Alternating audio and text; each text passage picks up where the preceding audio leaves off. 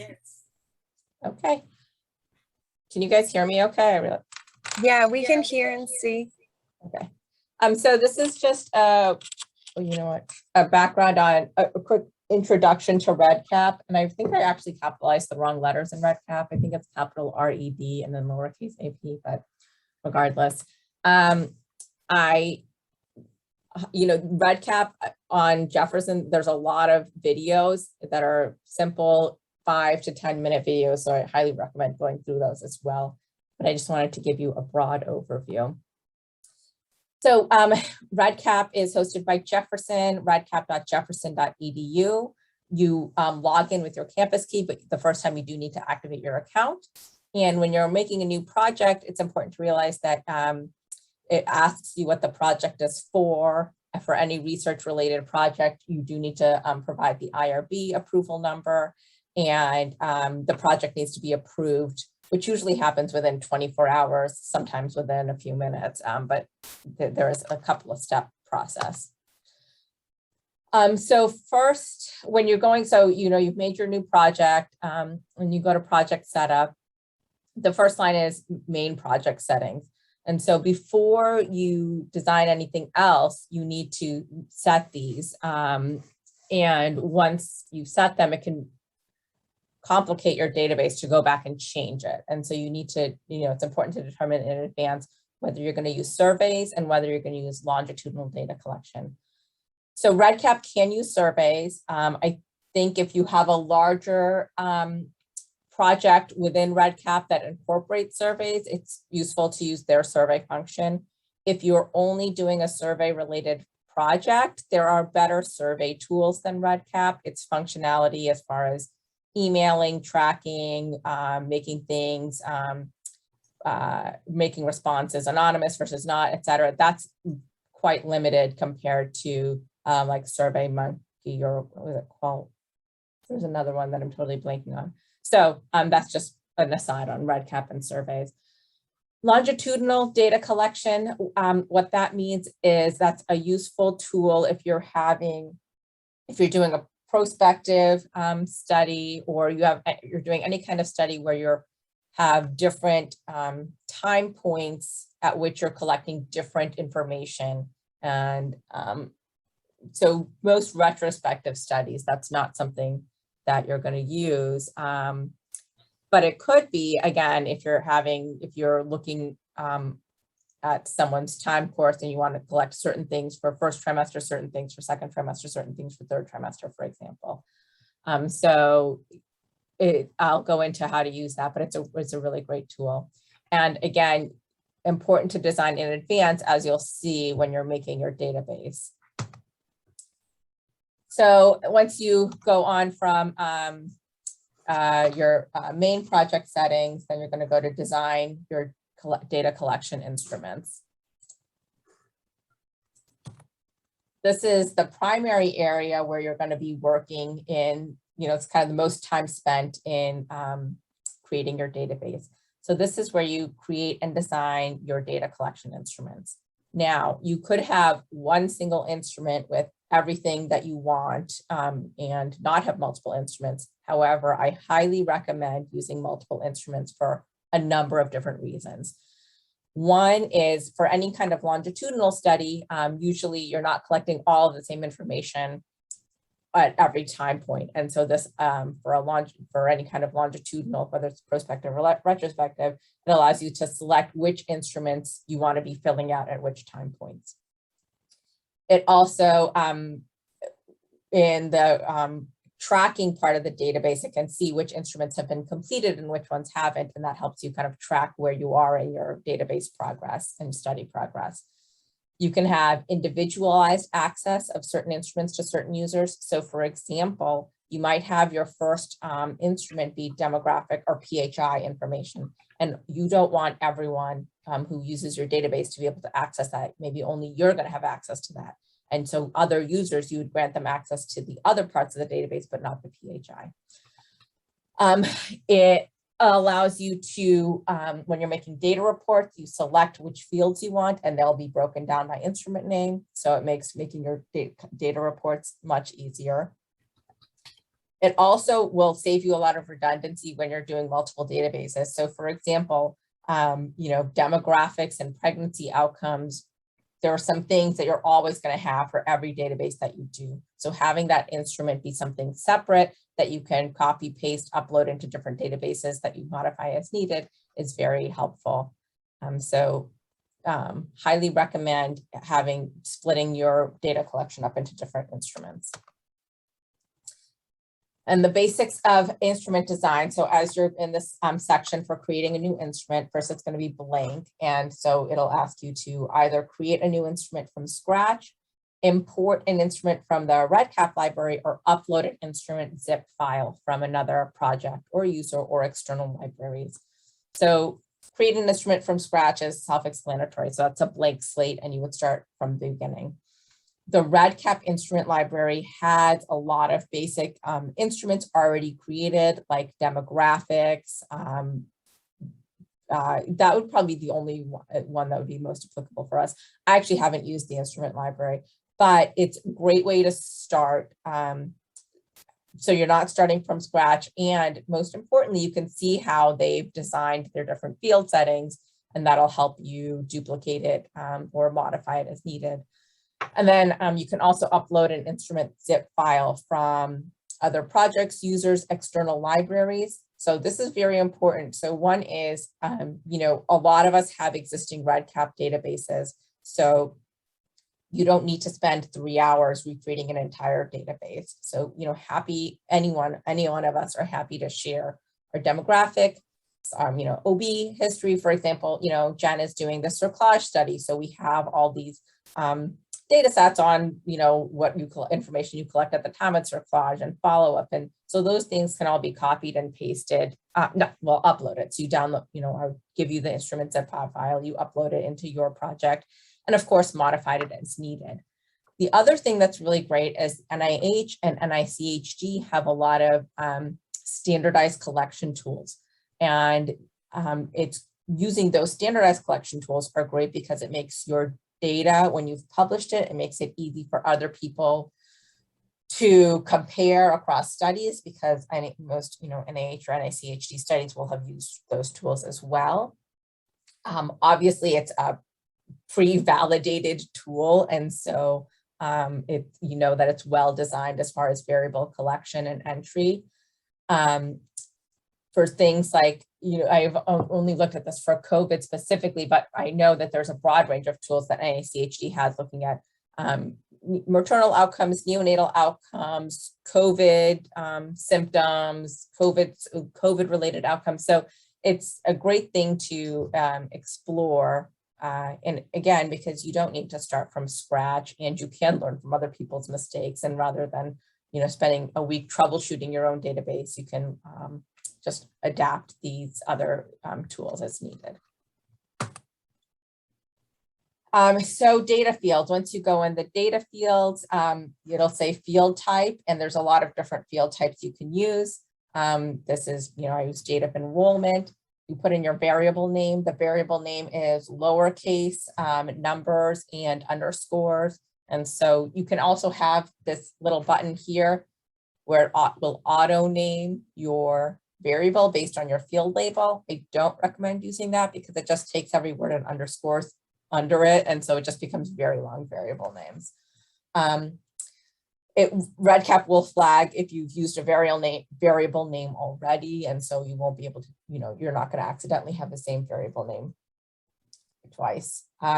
For a field type, you can then have this option for validation.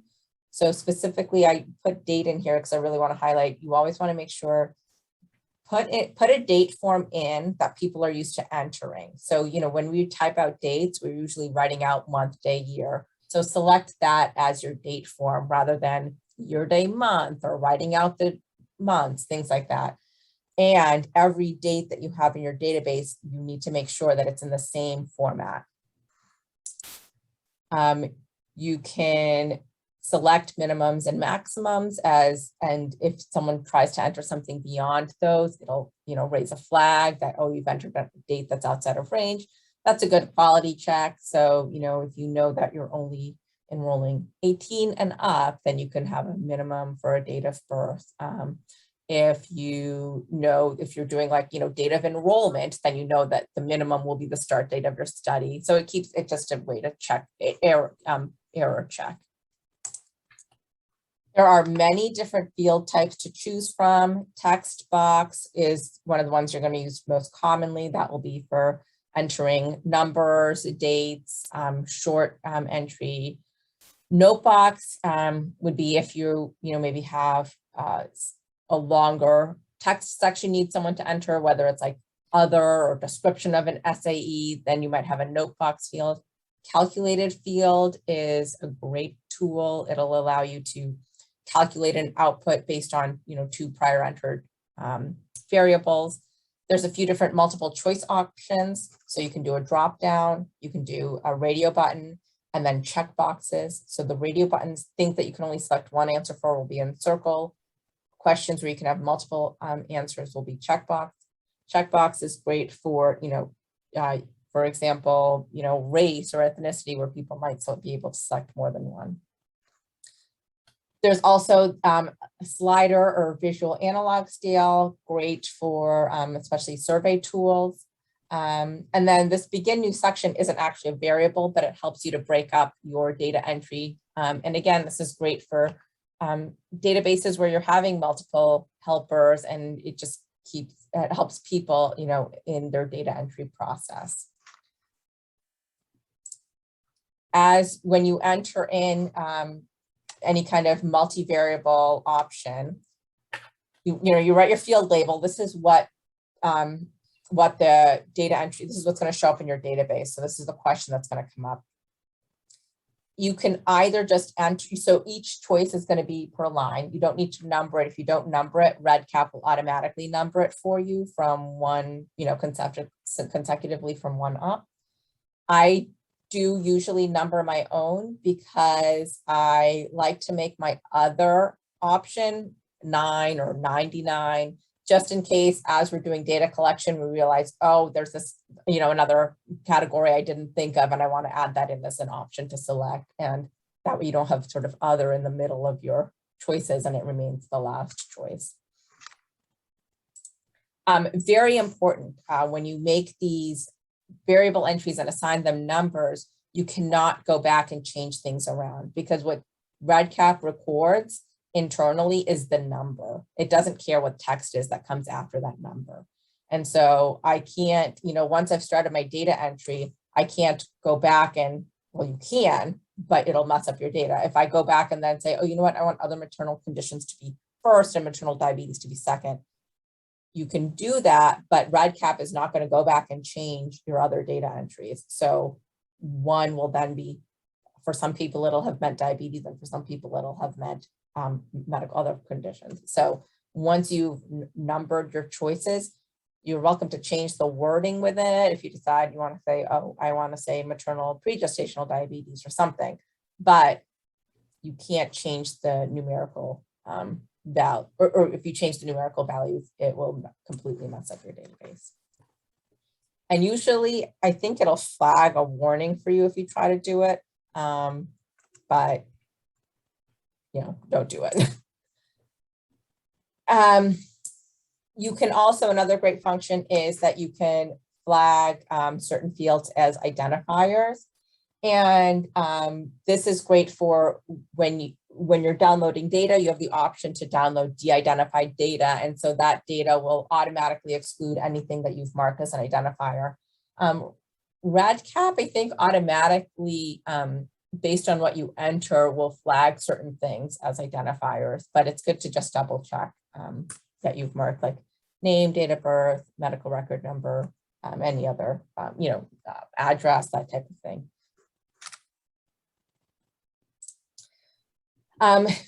Another great thing to do as you're making your database is to create validation rules. Again, keeping in mind that often it's not just you entering data. So, and even if it is just you, everyone can enter a typo. So for example, you can enter a minimum maximum for age or for gestational age of delivery. You can say that whatever's entered has to be a whole number. If you for example, if you're collecting BMI and you only want it rounded to the nearest whole number and not decimal points. So you can select all of those validations, and then if someone enters something in outside of that validation, it'll give them a red flag saying this is incorrect. Do you still want to enter it? It doesn't prevent them from putting that entry in, but it does flag it for them.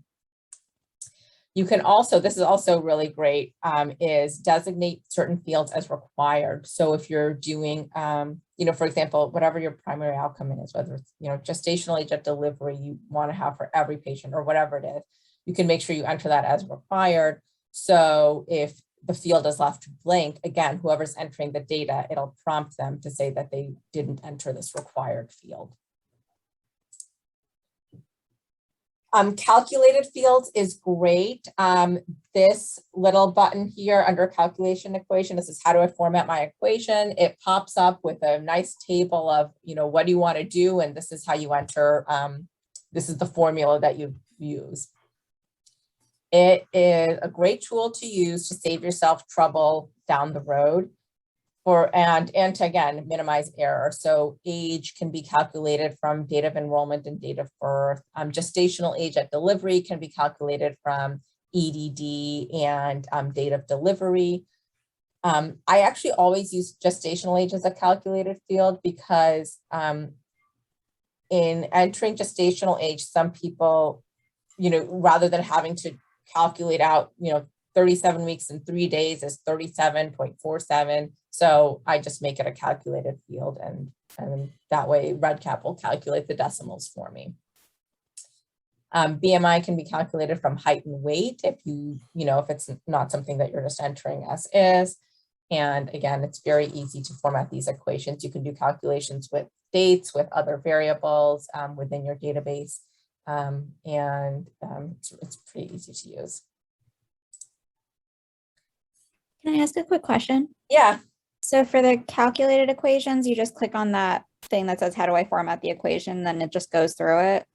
So first you have to make sure it's a calculated field, and then you go to how do I format this equation, and it'll tell you if you want to do a date difference, you put your date 1, your date 2, okay. And it'll tell you like what the different quotations are. Like you have to put in what the format is of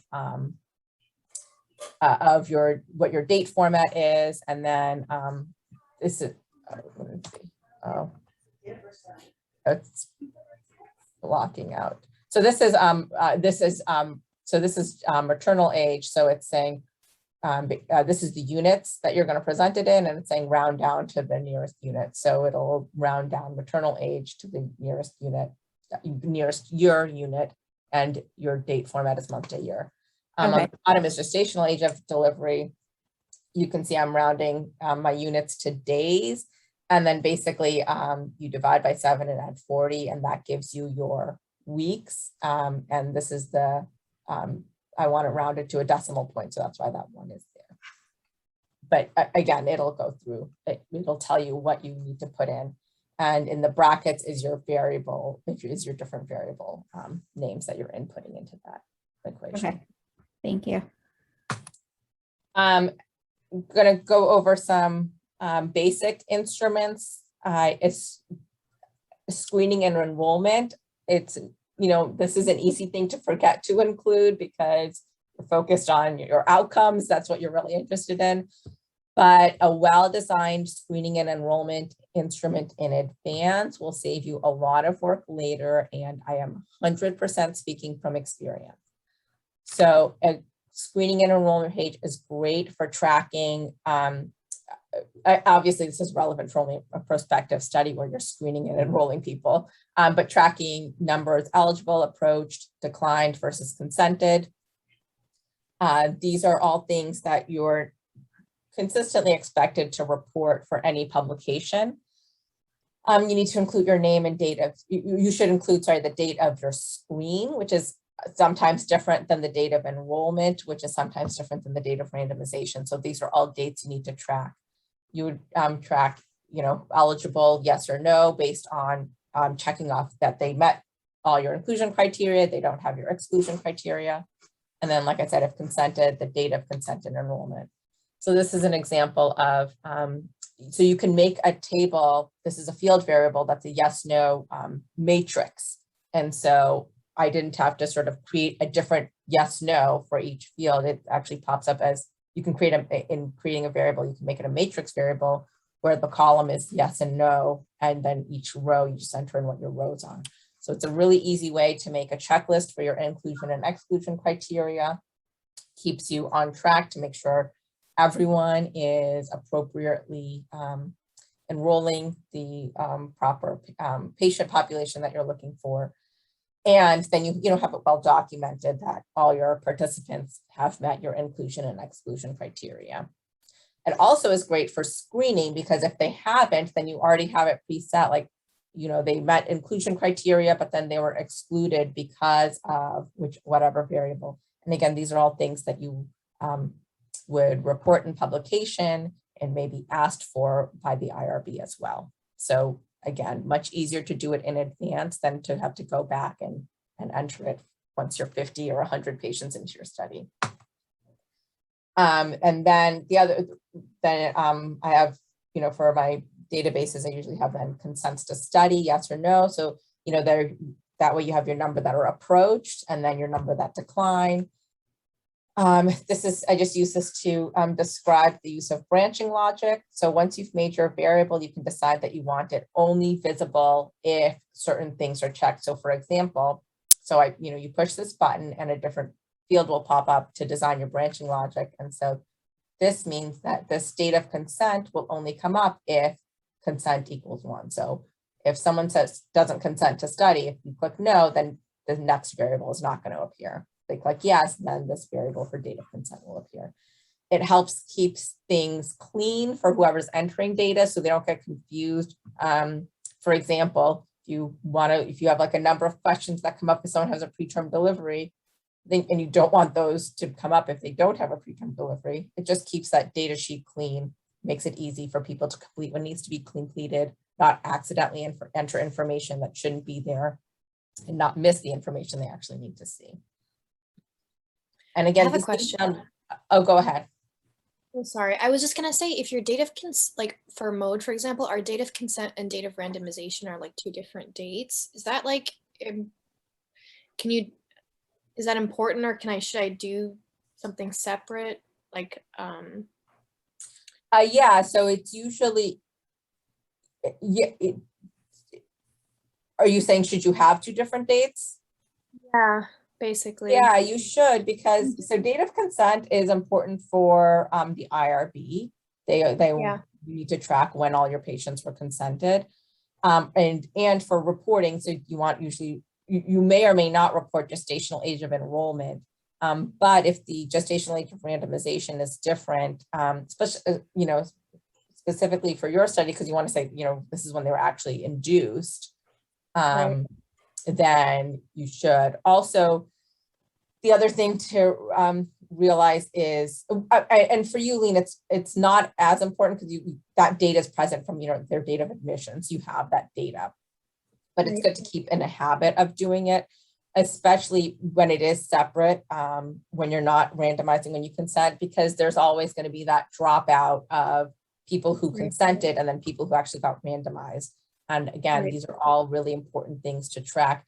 These are things that help with your external validity. And that's why, Consort and everything requires you to report them, because people want to see, like, sure, you did this study with this intervention. And if you only report the people that you have outcomes available, you can miss the big picture of, only 10% of people we enrolled in the study actually completed it through the end. And so that's why these things are important to track.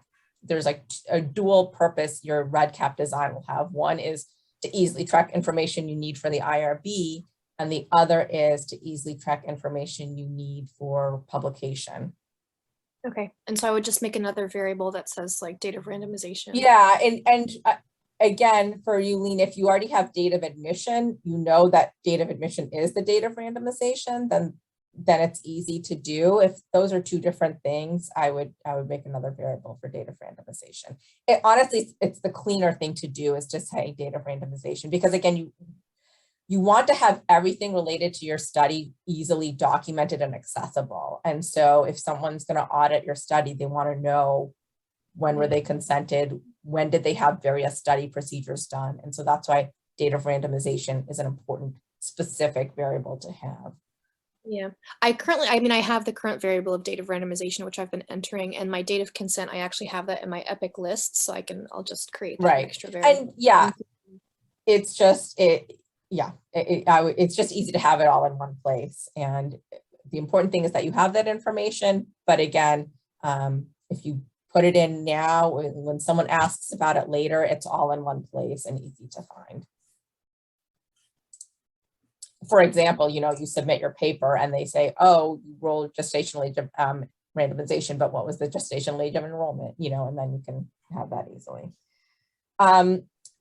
Demographics, I just put some highlights here for demographics. So race and ethnicity, I would highly recommend looking at recent trial publications for race and ethnicity, because how race and ethnicity is reported has changed.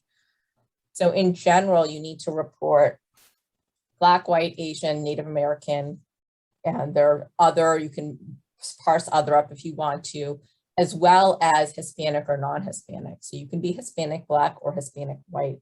And so, and you can decide that you're going to group Hispanic as Black or white, and that's fine, but you need to specify that in your data entry. So you could have non-Hispanic Black, non-Hispanic white, non-Hispanic Asian, et cetera, and then Hispanic, and then in parentheses, Black or white, et cetera. You should always have an option for other or choose not to answer, because that will come up, as well as unknown. Standard demographic things, age, BMI. For both demographics and outcomes, it is very easy to make a 20-point collection field, and it's hard to maintain a 20-point collection field, in that people are not going to enter it well, or it will be incompletely entered. And you might, as a result, you might miss out on the data that you really want, because people are so busy trying to look up every date of all their past 5 deliveries.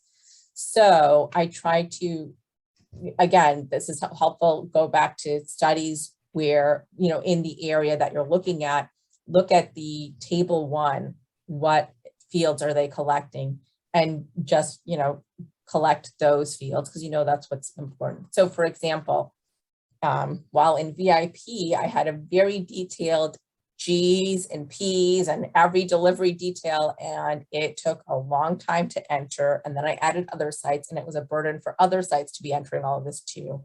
And I have, so I basically abandoned that and changed it to, whether you had a prior preterm delivery, whether you had a prior full-term delivery, or sometimes I just have a nulliparous, yes or no. Pick 1 to 3 relevant social history options. Again, what's relevant, the purpose of your baseline characteristics is to look at variables that may impact your outcome. So pick 1 to 3 relevant variables that are going to impact your outcome. Common things are smoking, insurance, and for us, opiate use, because we do have a significant opiate use disorder population, and that affects a lot of the outcomes we look at, not all of them. Prior C-section, yes or no, unless you're looking at it specifically, don't try to record the reason for all of their C-sections. And again, that'll vary. So for example, if you're doing a study on outcomes of TOLAC, then probably you are going to record that. But if it's not directly related to your study, don't go into it. And then similarly, pick 3 to 5 relevant medical history. And again, focus on what could potentially impact the outcome that you're looking at. And you may go into more detail on, maybe instead of looking at, maybe you just pick 2 medical histories, but you're going to have a detailed evaluation of hypertensive history, and then not really look at whether they had other medical problems, because that's not relevant for you, and that's fine.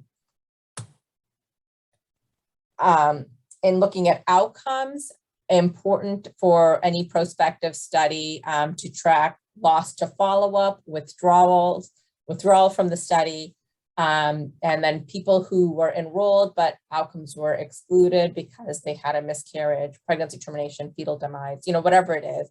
So, if you're enrolling people in the first trimester and you're looking at your primary outcome is at delivery, you're certainly going to have people that drop out on the way because of these things. Again, this is going to be things that you report to the IRB. So every year when you report to the IRB, you have to report how many were lost to follow-up, how many withdrew from the study. And in your concert diagram for whenever you're publishing, you need to track, you need to report lost to follow-up, withdrawal, and any other reason, and what those reasons were that any patient enrolled does not have an outcome included. And so miscarriage, pregnancy termination, and fetal demise are the common ones that usually apply across studies. And so I included them here. You might have other specific ones, reasons that an outcome would be excluded. For example, you're doing a study relating to induction and they went into spontaneous labor. And so that would be tracked that they were withdrawn from the study because of spontaneous labor, et cetera. Delivery date, gestational age, delivery mode. And again, delivery mode is another area where it's easy to go crazy and it's not really relevant. So unless your study is looking at mode of delivery specifically, I would just track C-section, yes or no, and leave it at that. Again, remembering that you're not the only person entering data. Maybe you have a med student helping you, maybe you have a resident helping you, but they're not, the more chart interpretation that's needed, the more likely you are to have either incomplete or incorrect information. And so again, if it's not going to be relevant, just report delivery mode rather than going into a lot of details of why they had a C-section, et cetera. Antenatal complications, again, pick 3 to 5 antenatal complications to follow. Don't try to record them all. Pick, again, what's going to be relevant for your study when you're thinking about what could be related to if you're looking at a medication, related to medication use, what could be adverse events related to medication use. So for example, for VIP, there has been, there was reports previously of concern that 17P might be associated with gestational diabetes. So I specifically tracked gestational diabetes. Otherwise, I probably wouldn't have tracked that because that's not usually related to preterm birth. So just pick what's relevant. Don't do too much or it's going to make your data collection difficult and data analysis difficult. Neonatal outcomes, again, here it's good for all the outcomes, but again, look at the tables of other studies in your area to see what kind of data they're collecting. At the very least, sex, birth weight, and 5-minute APGAR, that is available from the maternal chart, so it's easy to collect. Other things you could do are small for gestational age, low birth weight, ICN admission, neonatal morbidities. Those all would potentially involve going into the baby chart, but at the very least, for most obstetric studies, you're going to look at sex, birth weight, and 5-minute APGAR. And you're on the left-hand side of your Redcap. You have a large menu of different things. So at Project Home and Design, you'll see this button called Codebook, and that will have all your variable fields, the actual variable name, the field label. So again, that's what the person sees. And then it shows you how the variable is going to be categorized, both what the person sees who's entering it, and then internally how it's categorized. This is really great for, especially for multi-site projects or when you have multiple investigators. It's an easy way for you to say, look, this is the database I made, give me your feedback on these. So they can let you know, oh, I don't understand this question, or we have these other options that you should add, etc.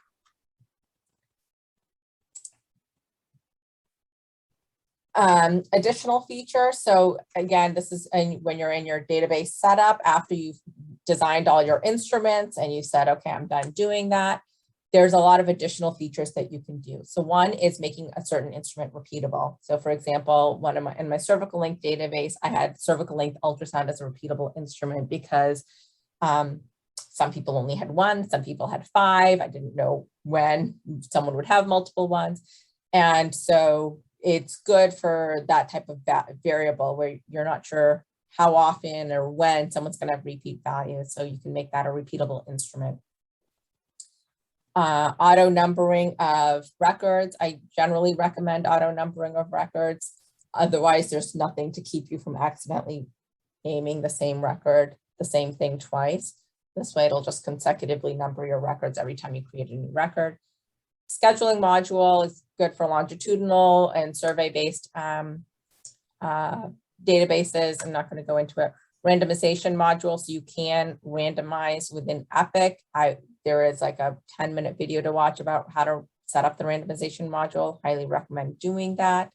Basically, you would designate your field that's going to be randomized, so your like treatment field or whatever, and someone else, not you, should upload the randomization scheme into Redcap. You designate an email field. This is really great for if you are going to do something with a survey, because then you can basically program it to auto send your survey to this email at set time points. This is an example of a repeatable instrument. When you select that you want a repeatable instrument, then you say, okay, which instrument do you want to be repeatable? And so I have an instrument for adverse events. Again, something that you might have multiple at unpredicted times. And so that's a repeatable instrument. And once you've done that, the way it works within that instrument is you can do save and add new instance. And that's how you get those multiple iterations of that instrument.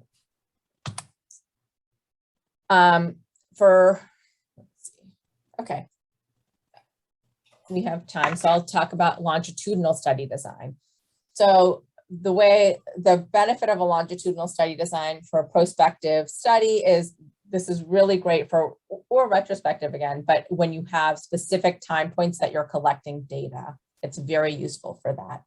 You can have different arms. So if you have a randomized trial or even an observational trial, and some people are getting one thing, some people are getting another, and therefore you might have different time points of follow-up for those two different groups. You can have a different events for each arm of your study.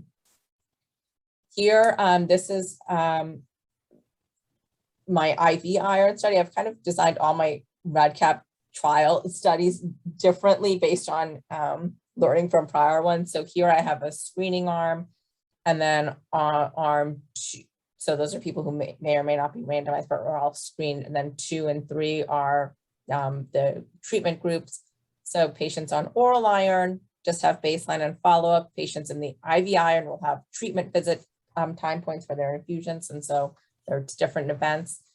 And then you can stack, you say like how far from the prior event is going to be your next event. So, plus or minus 5 weeks, 5 days, et cetera, 30 days, 60 days, 90 days.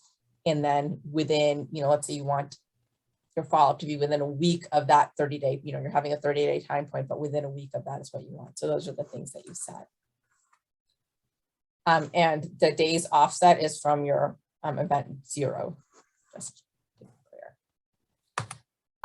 And then you designate, so once you've defined your event, then you select which instruments you want at each event. And so, for example, demographics, you'll just collect at baseline. Maternal outcomes will just be at delivery. You can pick, this is where if you have a survey, you can have your surveys at specific events and have them auto emailed.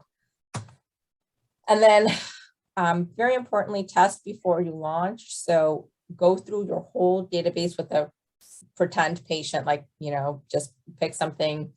It's great to have an actual patient chart that you're working off of related to your study. So you can just practice entering in different fields. If you have branching logic, make sure you're trying all those, if they have a preterm birth, make sure all of those outcomes are correct. If they have a term birth, make sure all those outcomes are easily entered and correct.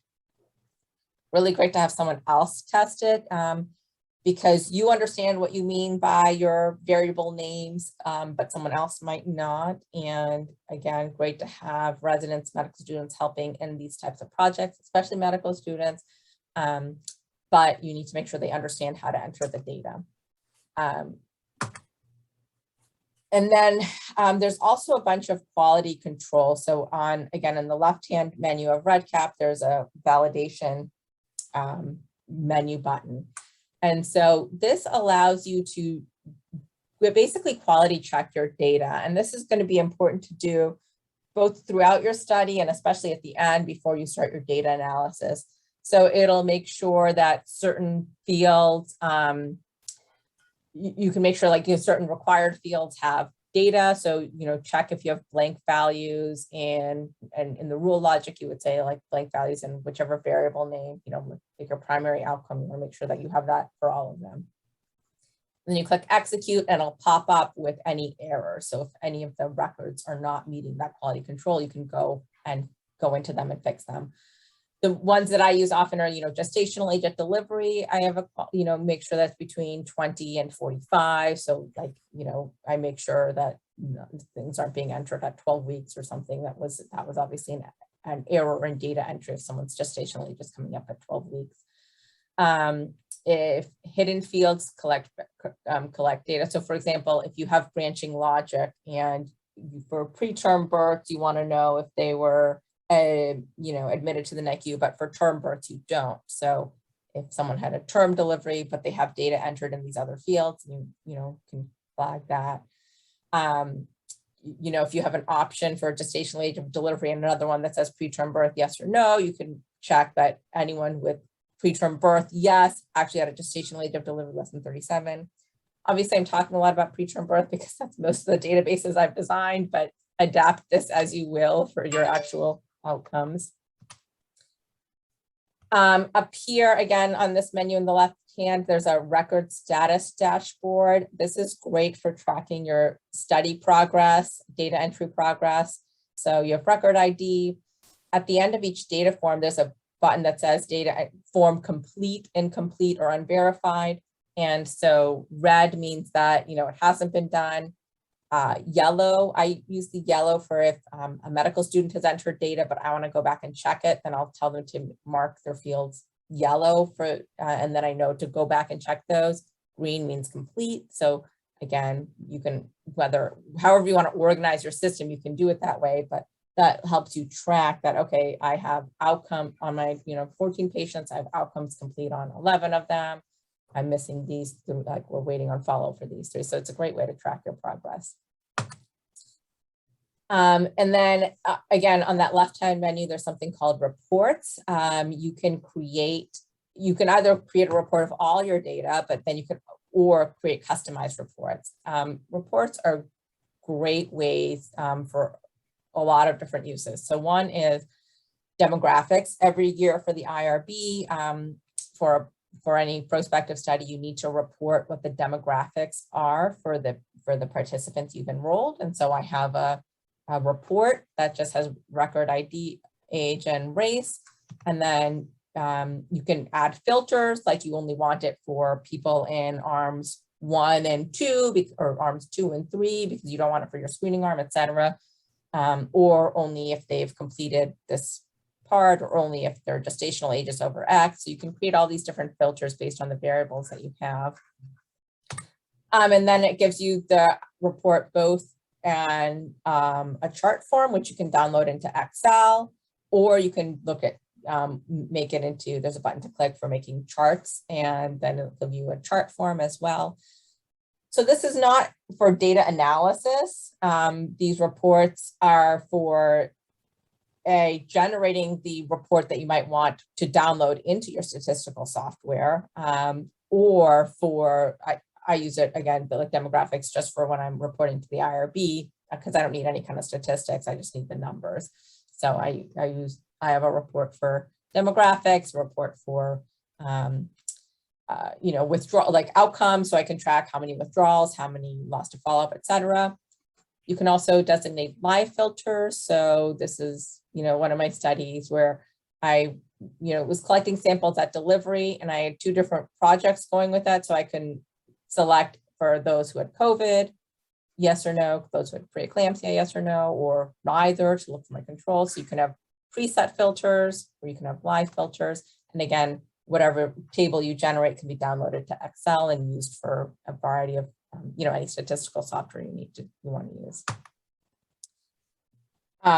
You can create a report, again, using these filters for only those, so again, let's say you're on your data analysis part, and so you don't want every participant that you ever enrolled, you only want the ones that have outcomes complete. And so here, I said to you, this filter is gestational age of delivery over 20 weeks. So so that will only select for the people in my study who have a documented gestational age over 20 weeks, because those are the only outcomes I'm analyzing. Or you could say, I only want them where the form was complete. So maternal outcomes complete, that tells that form is complete, is done. So a lot of, whatever you want to do, there's a lot of different functions you can use it for, but that's how you pull the data that you want from your database. And then this is an example of how I track enrollment and follow-up. So again, fields to include, withdrawal, transfer of care. This is, again, useful for both creating your flow diagram and for IRB reporting.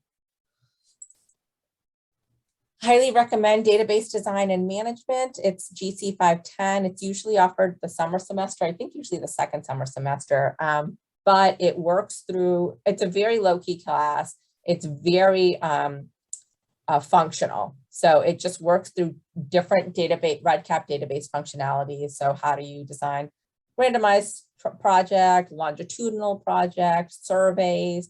There's a lot of advanced functionality I did not go into. And you can learn about it on the Redcap website, and everything has a video. So it's easy to teach yourself the advanced functionalities, including pulling variables in from different arms and different instruments, etc.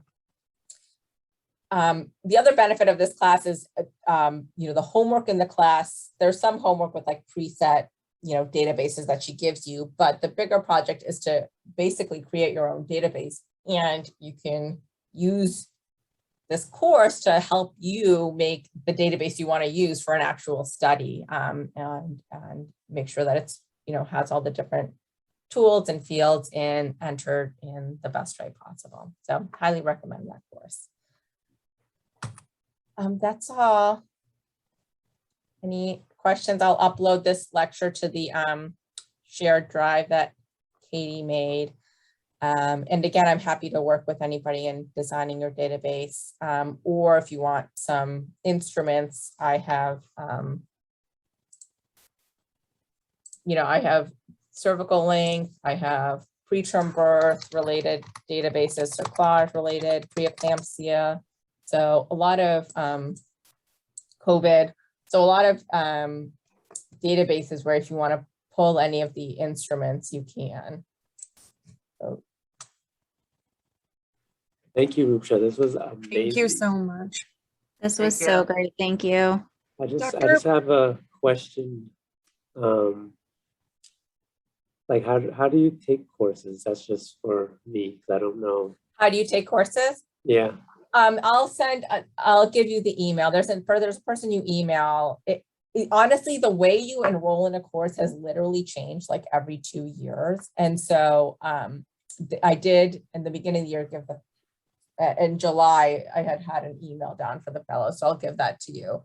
But basically, your course will be covered. You have $7,500-ish of dollars of course tuition that covers basically, it'll cover 2 courses essentially a year. So you email this person to enroll, and then there's a form you fill out. And this isn't just for you, this is for everybody. You're all employees. So you email this person, you enroll in a course, and then there's a form you fill out for tuition reimbursement that goes to Maisha, and then I think Fran signs off on it, ultimately saying that, that your tuition that you work here, and so you get the tuition reimbursement. So you don't actually pay for anything. You don't have to pay for it and like get reimbursed. Like they put a charge in your account, fill out the form, you send it in, and then the charge gets canceled out. There is definitely paperwork to fill to enroll, because it's like you're enrolling in a school, so you have to provide your like past coursework, degrees, etc. I can't remember everything that I had to do, but I'll share the email with you. The easy place to look at for courses. Can you guys still see my screen?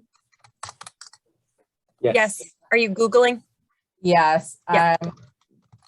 So I always look up Jefferson Biomedical Sciences. And again, you can look up Jefferson Population Health, just whatever your interest is. But the easiest way that I have found to look at to try to look at the courses that that I might be interested in is I go to the master's program, and you can go through what the different masters are, but see, there's a clinical research master's.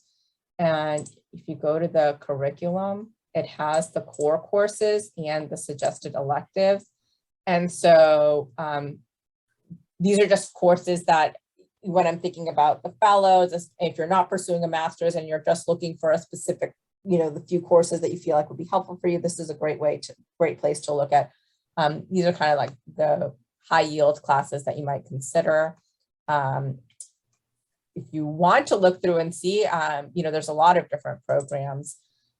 So you can look through and obviously see what the different masters are that are offered, as well as the certificate programs. So I clicked on master's programs here. You can also graduate certificate programs are less intensive than masters.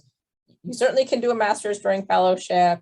Rebecca did. It involves advanced planning and really starting right away because of the course load.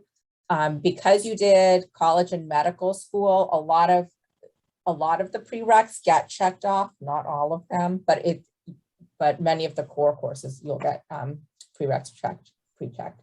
The graduate certificate programs are much more doable in fellowship because it's not as many required courses, and there's a lot of interesting ones. So there's clinical research and trial implementation. There's also patient-centered research, human clinical investigation. So, and this is just the College of Biomedical Sciences. There's also population health that also has its own set of master's and certificate courses that you might be interested in. But even if you're not interested in the certificate or the master's, it's a great place to go and look at the courses that might be relevant to you, because they don't really have a kind of central course book that you can look up by category. So that's sort of the best way to look up courses that you might want to do. And then this is, enroll at Jefferson is the generic email. There's a person's email I got that I can send to you as well. But if you're contacting regarding admissions, important things to highlight are that you're an employee and whether you're looking to do a master's or certificate or just take a few courses.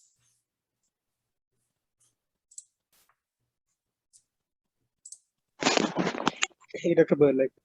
This is Ganesh. I'm actually one of the NICU fellows, and thanks so much for forwarding the invitation to Dr. Agai. We got the invitation, and I'm glad that I was able to attend this. Welcome. I'm so glad you're here. So I had a lot of questions actually, and so. First of all, as you were there at our last week SOC meeting, and I was mentioning about the retrospective data collection that I'm doing. So I have the Excel sheet ready for it, and now that I'm introduced to the Redcap thing, it feels like doing the whole collection in the Redcap will be more efficient. Oh my God, do it in Redcap. Yeah. So. Have a lot of questions regarding it, but the thing is, so like all the data entry points that I have to do, all the data that I have to collect, is there a easy way to extract all those data? Like most of them looks like at this point I'm going into the patient's chart and extracting each and everything. Instead of that, is it possible, or who do I contact to sometimes auto-populate things like discharge weight? Yeah, so it is possible, but you have to put in a request through IT. I personally, I do not know how to generate reports from Epic. We have a quality and safety obstetric nurse who can pull pregnancy specific data, and she has a great system for doing that. I don't know if in your department you have someone who does quality and safety, because they probably work with Epic a lot and could pull that data for you. Otherwise, you have to submit an IT request, and that is a 4 to 6 month delay. So yes, it's possible. It's best if you have someone internally that can do it for you. Otherwise, you have to go through IT. However, but oh, go ahead. sorry, so like through the IT, I mean, if I submit it, yeah, I have heard that there's a quality nurse for our unit at Jefferson as well, but I'm not sure if, I mean, I'm looking at data like 5 years from before, so I'm not sure if all of it is there or not, or like, Yeah, so if it's not in Epic, there's definitely no easy way to pull it. It would only be what's in Epic. okay, and if I submit the request through IT, you said it will take about 5 or 6 months for them to approve it and provide me the data, basically. Yeah, you have to have you have to supply your IRB approval. You have to upload your IRB approval, so you can't request it without it being IRB approved. Okay, and if the then- IRB is already done, I Yeah, have so you submit the request, like as part of the request, you upload a PDF of your IRB and you detail out what exactly you need. And then some months later, someone will reach out to you and say, okay, we're ready to work on your request, and they'll set up a meeting to talk to you about it. Oh, okay. All right. Thank you so much for this. And I mean, if you can, I know there's a Google Drive that you mentioned that you are sharing these slides on, but I'll drop in my email on this. If you can send the slides, Sure. it will be very helpful. But you did actually bring up a good point. If you are pulling, let's say you've pulled certain data from Epic and you want to populate the remainder, you have to, manually enter, but you have, name, date of birth, race, admission date, discharge date, etc. So you can get that Excel and upload that into your database. So in order to do that, you would go to data import tool. You go to download your data import, and this has, records and rows. That's usually how we get data. And so then I've downloaded it. And then what you're going to see is this. So this is your data import tool. And then you can basically put in, copy and paste your field. So you can leave record ID blank and have the option that it will auto populate the record ID based on your last entry, which is again, what I recommend. Or if you want to number them yourselves, again, you can do that. And then you just copy and paste the information that you have from your Epic, output from Epic, and name, date of birth, delivery date, and then upload that into, and then you go over here and you upload your file. It does a quality check to make sure variables are entered in appropriately. It will flag you if you're trying to rewrite data. So if you've entered data into a field that already has data in it, it'll flag it as, so that you don't accidentally rewrite records that you have, etc. But then it will auto-populate that data into your database. So then you can go in and just fill in, the blanks of what you were missing from Epic. So another, glad that question came up, because it's another great way to be efficient in your database entry.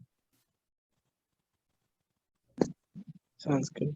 Thank you so much, Dr. Boelig. It's really helpful. And thanks for the invite again. Anything else?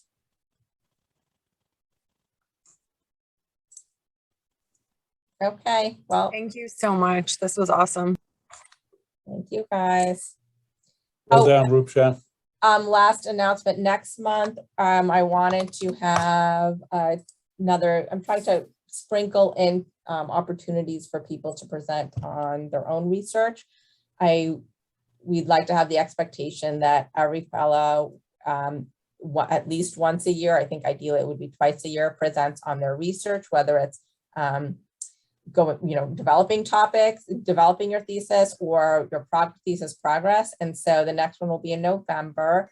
Thus far, we've had Jen and Neil both present on their thesis projects, and hopefully I think they found that helpful.